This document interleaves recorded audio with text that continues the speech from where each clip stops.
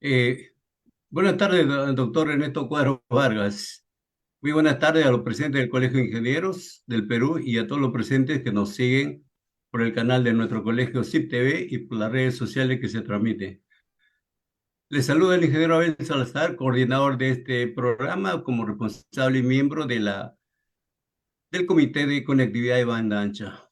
En esta oportunidad les presento al doctor Ernesto Cuadros para tener en este conversatorio que nos ilustrará sobre el tema ¿por qué el Estado no desarrolla su arquitectura digital en simultáneo con la transformación digital? Doctor Ernesto, nos es grato de verdad y significativo tenerlo en esta entrevista, aún así con los imprevistos que uno tiene, pero sin embargo usted aportará como academia al desarrollo de la conectividad en nuestro país, porque le damos la bienvenida para escucharle su primera palabra, doctor. Bueno, muchas gracias a usted, ingeniero Abel, y al Colegio de Ingenieros por tratar estos temas que son ciertamente muy relevantes para todo el país, ¿no? Y con mucho gusto de poder participar el día de hoy. Bien, repito el nombre de nuestro entrevistado, es el doctor Ernesto Cuadro Vargas, que tiene el cargo de miembro del Board of Government de la IEEE, o mejor dicho, miembro de la Junta de Gobierno de la IEEE, ¿no? El doctor Sí. Cuadros dispone en su hoja de vida como sigue. Graduado en maestría y doctorado en ciencia de la computación en ICMC de la Universidad de Sao Paulo, Brasil, con estudios en conjunto con Carnegie Mellon University, USA, y la Universidad Técnica de Berlín de Alemania en el año 2002. Tiene el grado de ingeniero de sistemas por la Universidad Católica de Santa María de Arequipa. Además, tiene el grado de doctor de ciencia de la computación obtenido en la Universidad de San Agustín de Arequipa. Es fundador y miembro de la Sociedad de Computación Peruana y ha ocupado la presidencia en los periodos 2001 al 2007 y en el 2009. Además, el profesor Cuadro Vargas también ha desempeñado como secretario ejecutivo del Centro Latinoamericano de Informática, CLEI 2008-2016, y miembro del Educational Activities Board of IEEE desde el 2006-2009.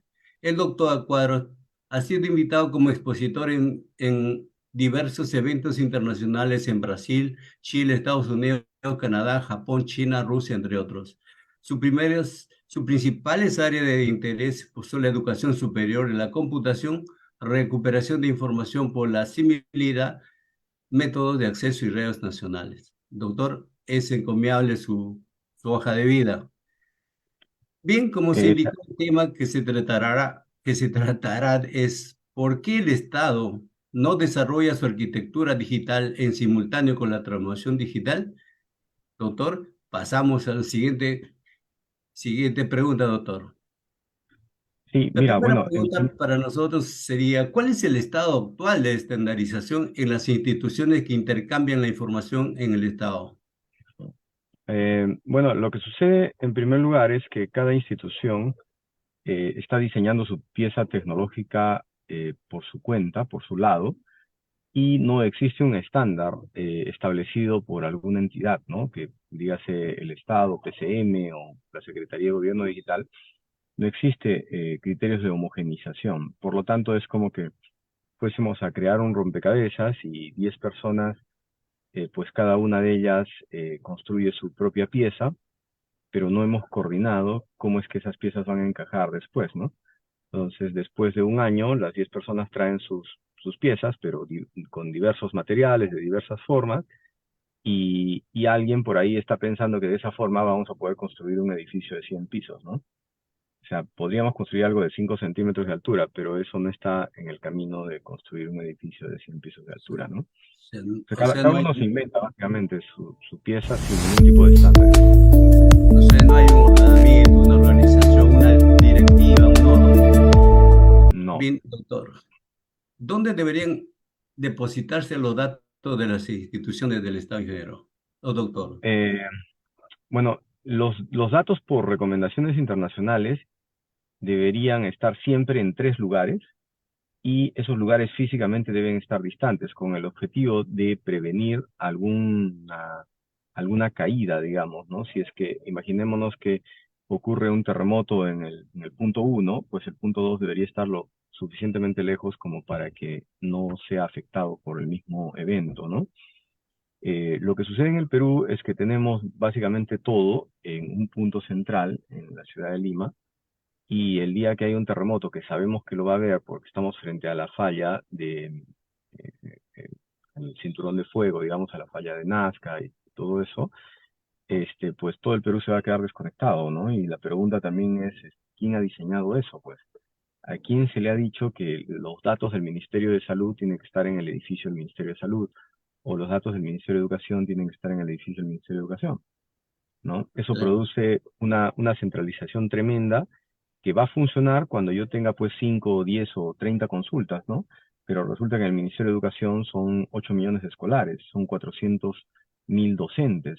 Entonces, en el momento que una buena cantidad de esos docentes o escolares accedan a esa información, va a generar un colapso inmediato en cuanto a red, porque está formando un cuello de botella, en cuanto al procesamiento, porque el servidor va a tener que procesar toda esa cantidad de pedidos, y en cuanto a base de datos, o sea, estamos cometiendo tres errores simultáneos, ¿no? Estamos formando un cuello de botella en red, en base de datos y en procesamiento. La pregunta es, ¿quiénes han diseñado eso? ¿No es cierto? claro, Y obviamente eso perfecto. es un tremendo error, pues, ¿no?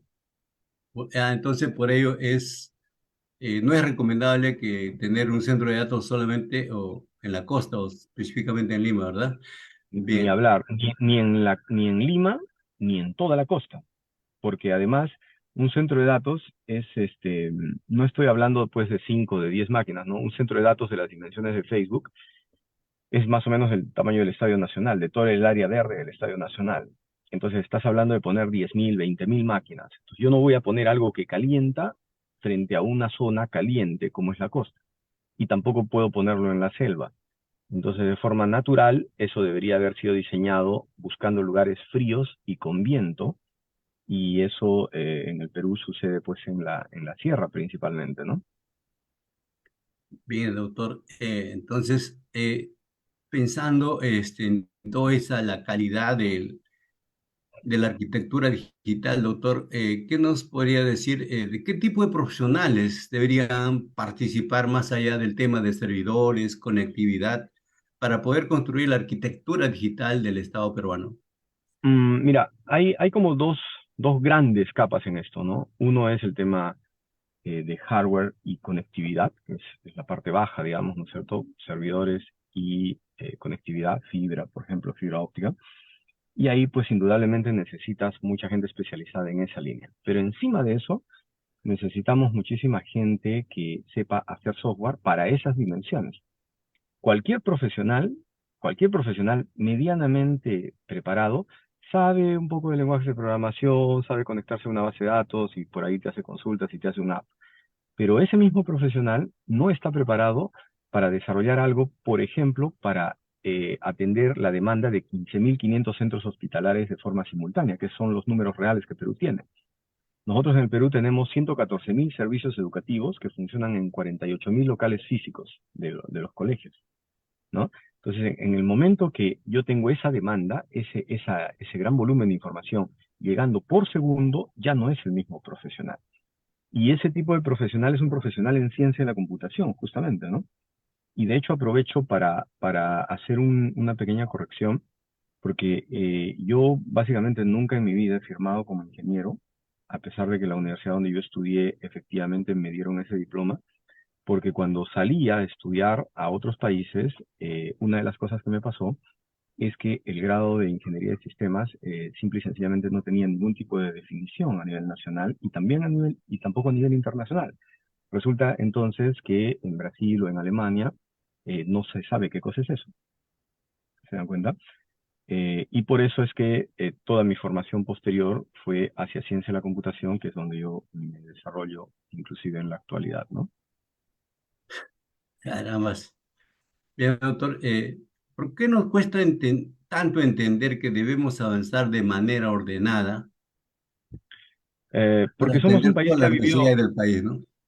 Es porque somos un país que ha vivido durante muchísimo tiempo en medio de mucha mediocridad y la mediocridad arrastra y contagia, ¿no? Entonces hay mucha gente que piensa que es mucho más importante mantener la costumbre que hacer una cosa distinta, ¿no? Y hacer una cosa distinta requiere pensar distinto, requiere, por ejemplo, que yo sea capaz de detectar qué cosas están mal y que sea capaz de corregirlo. Pero hay mucha gente que en el Perú, cuando decimos eso, piensa que eso involucra aceptar la culpa de que yo me equivoqué hace 30 años. O sea, si algo se hizo mal hace 30 años, pues hay que corregirlo.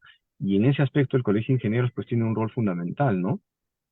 Porque si hace 30 años se tomaron decisiones tecnológicas, digamos que en su momento podrían haber sido coherentes, eso no significa que tengamos que vivir de eso los próximos 50 años, ¿no?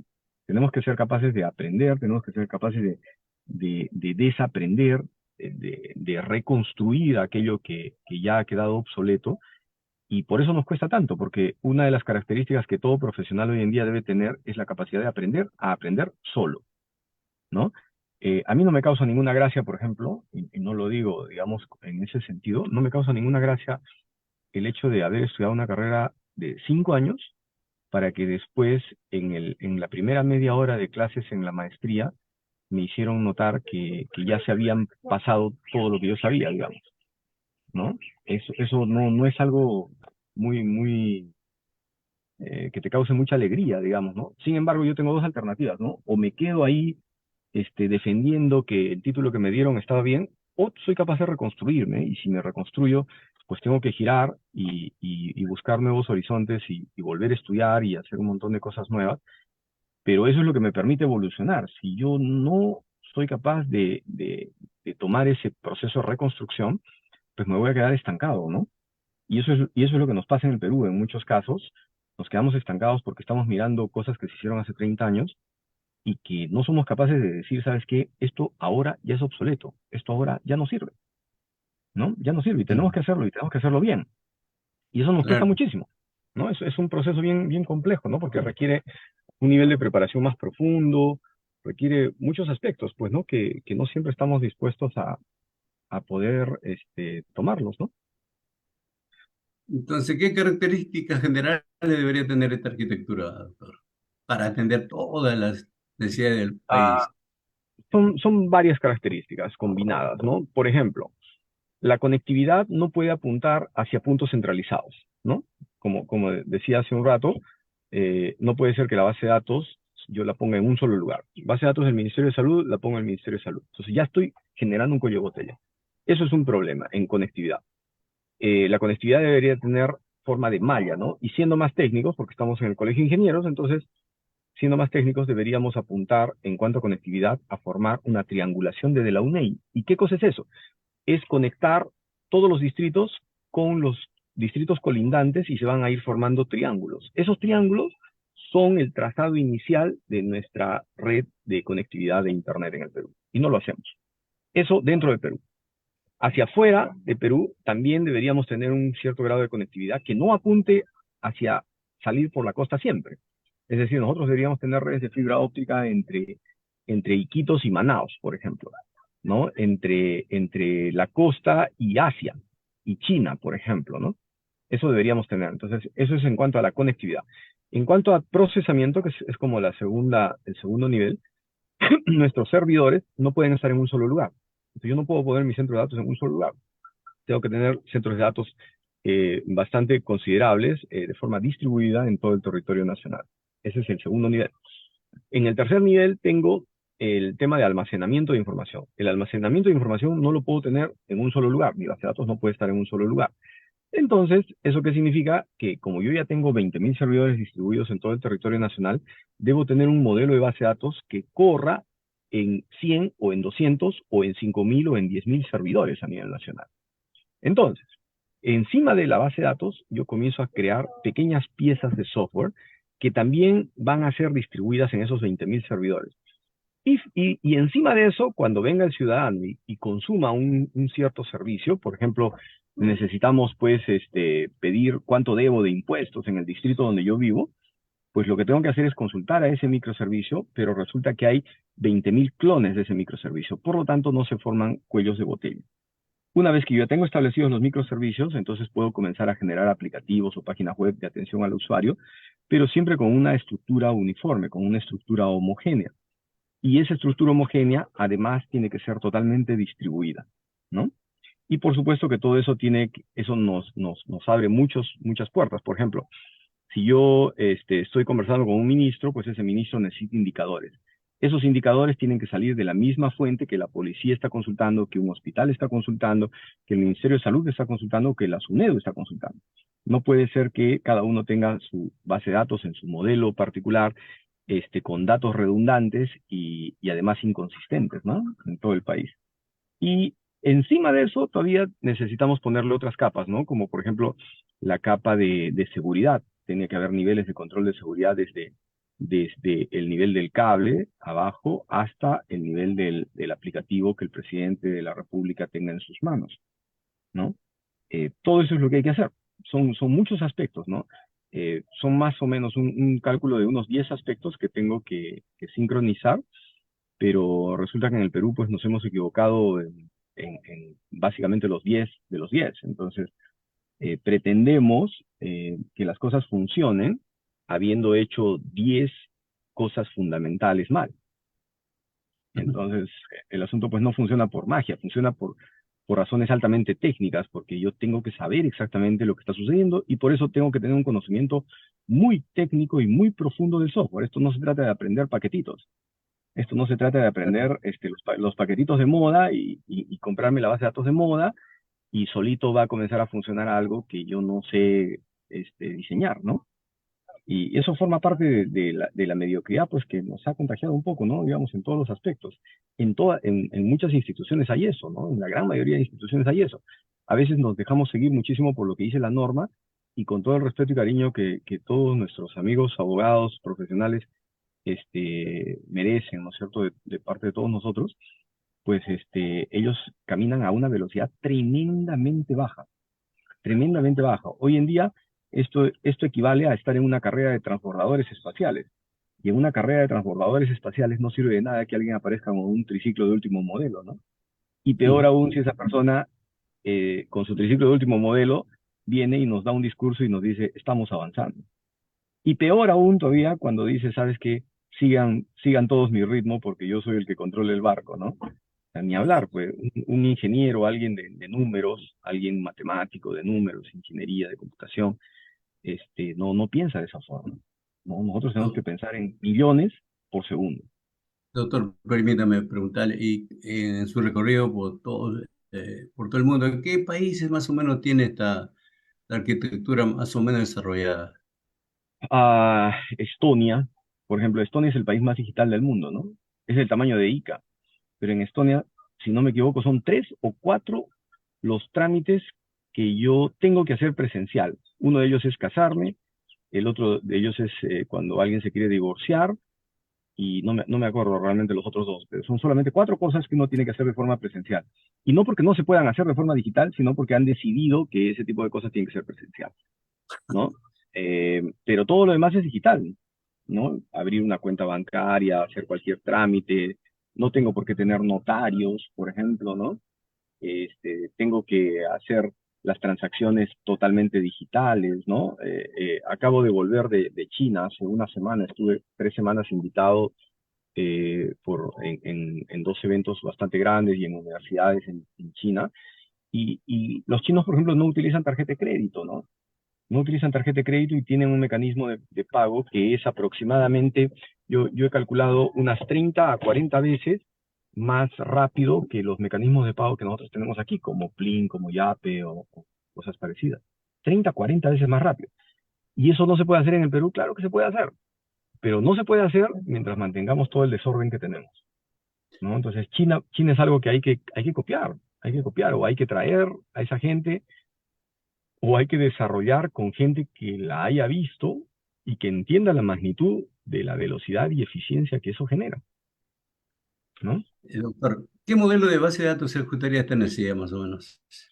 Tiene que ser, mira, yo no quiero recomendar ningún tipo de marca, ¿no? Porque esto no se trata de marcas, pero pero sí puedo decir algunas que no son, ¿no es cierto? Claro. Porque además son muy comunes de uso muy común. No puedo utilizar un modelo relacional. Para esa cantidad de volumen de información no puedo utilizar un modelo relacional. Entonces, por ejemplo, Amazon utilizaba, digo, no puedo decir que utiliza porque eso cambia muy rápido, pero podría ser que sí lo siga haciendo, utilizaba algo llamado Aurora, ¿no? No se usa simplemente acá, ¿no? Nadie lo usa acá. Facebook utilizaba Cassandra, que tampoco es tan comercial, ¿no? Aquí Google utilizaba BigQuery, ¿no? Que tampoco digamos, se utiliza por acá. Twitter, que ahora se llama X, utiliza Mongo, ¿no? Entonces la pregunta es, ¿por qué ninguna de esas empresas que manejan ciertamente grandes volúmenes de información, por qué ninguna de esas empresas utiliza bases de datos comerciales como las que utilizamos acá, como las que escuchamos aquí, como un SQL Server, como un Postgres, como un Oracle? ¿Por qué no utilizan eso? ¿Y por qué nosotros cuando vamos a mirar una institución del Estado peruano, solamente miramos ese tipo de bases de datos? ¿Y por qué cuando voy a las universidades son absolutamente excepcionales aquellas que están enseñando otras cosas además de lo comercial? Yo diría que un 3% de las universidades en el Perú están formando, porque además he podido visitar y conozco razonablemente bien, digamos, todas las universidades en el Perú por los roles que me ha tocado desempeñar, y yo diría que no más de 3 instituciones en el Perú están formando gente con perfil internacional. Ah, Solamente qué bueno. 3 de 100, digamos, ¿no es cierto? Doctor, ¿cómo debería ser el Internet para poder interconectar en todo el Perú o a todo el Debería Perú? tener forma, debería tener forma de una malla. De una Ajá. malla, ¿eso qué significa? Conexiones verticales, por ejemplo, bastante fibra óptica entre Tumbes y Tacna por la costa, pero recordando siempre que la costa es un punto débil que tenemos. Entonces también debería haber fibra óptica vertical desde Cajamarca hasta Puno y desde Iquitos hasta Puerto Maldonado. Además, también debería haber redes de fibra óptica, por ejemplo, entre Tumbes, Piura hasta Iquitos, o sea, algo horizontal en la parte superior de nuestro mapa. Redes, digamos, desde Chiclayo hasta Tarapoto y conectar con la que se va a Iquitos, desde Lima hasta Pucallpa, ¿no es cierto? Desde Ica, que pueda llegar hasta Puerto Maldonado, desde Arequipa también hasta Puerto Maldonado, es decir, tiene que tener forma de malla, Naturalmente. ejes de conexión vertical, Claro, ejes de conexión claro. horizontal, ejes diagonales. Esa es la forma que debería tener nuestra Internet, ¿no? De tal manera que si un servidor o un centro de datos falla, todo sigue funcionando. Naturalmente, sí. Doctor, y en el Perú, ¿cómo deberían conectarse con relación a los otros países? También debería seguir esa misma lógica, ¿no? Por ejemplo, Perú debería tener conexión de fibra óptica directa entre Perú, entre la costa y Asia, ¿no?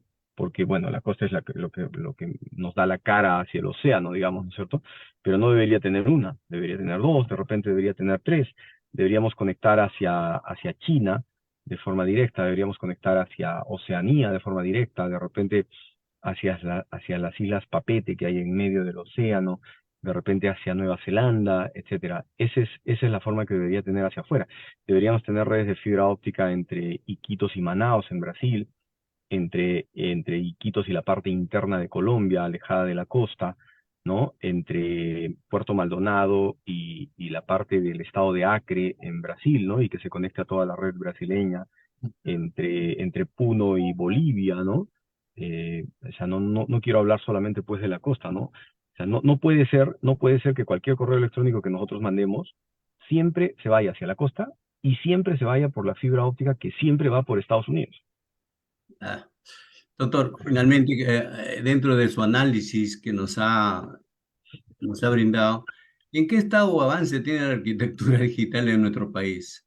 ¿Estamos en qué Ah, porcentaje más o menos? estamos, estamos en un porcentaje demasiado bajo, que ni lo voy a mencionar para que nadie se deprima, pero estamos en un proceso de siquiera alcanzar el punto en el cual se entienda qué tan gravitante es tener algo de estas dimensiones. No se tiene, no se tiene. De hecho, mira, el fondo de pantalla que tú tienes, tiene un mapa de Perú, tiene algo parecido a una triangulación de la UNEI. Así debería ser la Internet. Así Claro, debería ser. Ese fondo ha sido al propósito probablemente, no, pero sí, sí. esa más o menos es la forma en la que debería tener nuestra Y Internet, bien, ¿no? doctor, yo de nuestra parte como Colegio Ingeniero del Perú y el Consejo Departamental y el Comité de Conectividad estamos, digamos, en una, no digamos lucha frontal, sino bastante preocupados del desarrollo de la red dorsal. Yo creo que hay que ser frontales con este asunto porque, o sea, el no hablar con claridad y en una institución que es altamente técnica, el no hablar con claridad es lo que ha permitido que tanta mediocridad se expanda. El Colegio de Ingenieros tiene que hablar alto y claro. Y si es que hemos cometido errores a lo largo del tiempo, pues hay que corregirlos. Hay que corregirlos y hay que avanzar hacia adelante con base técnica, ¿no? Sin política de por medio, porque también eso es una distorsión tremenda, ¿no? Y el tema es que justo la política nos ha afectado durante, yo diría, del 2018 al 2000 actualmente, ¿no? Ahora más o menos se ve que el Ministerio de Transporte y Comunicaciones y la viceministra de Comunicación está en una comunicación con nosotros y estamos tratando de soportar dentro de nuestra mejor idea e iniciativa algo que se tiene que hacer ya, ¿no? Sin embargo, hay situaciones poderosas que tal vez nos impiden y eso está demorando el desarrollo de la conectividad por la red dorsal nuestra, ¿no? Que todavía nuestros colegios, nuestros hospitales no están siendo conectados por la red dorsal e inclusive todavía no existe, como dice la ley de banda ancha,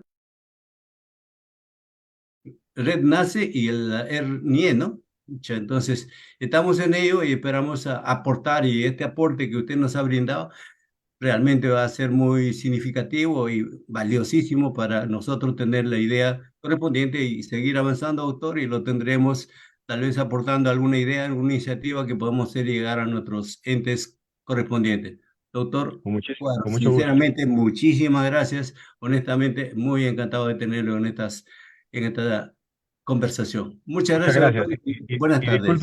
Y disculpen también los percances técnicos, pero acabo de aterrizar. Muchas Seguramente, gracias. doctor, no hay problema que Dios lo bendiga. Permiso.